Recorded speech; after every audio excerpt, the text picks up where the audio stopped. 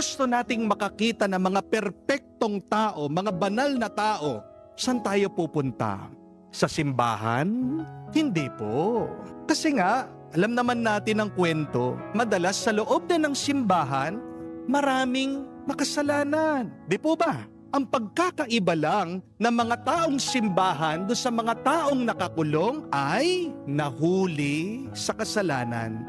Yung mga nandoon sa kulungan. Pero yung mga taong simbahan, aminin natin, wala naman sa atin ditong walang kasalanan, hindi pa tayo nahuhuli sa ating mga pagkakasala.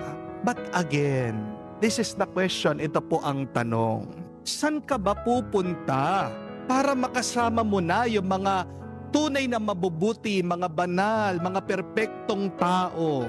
Meron ba dito sa mundo? Wala. Dahil kung gusto mong makasama, makasalamuha, makita mga banal at perpektong tao, kailangan mong umakyat sa langit. Amen?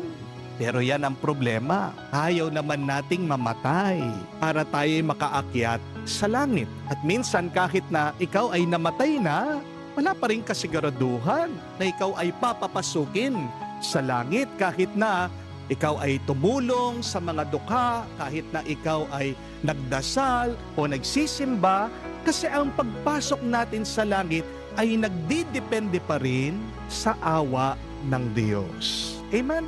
Kaya nga, wala tayong magagawa kahit na saan tayo pumunta dito sa mundo. Wala kang ibang makikita kung hindi mga taong hindi perfect.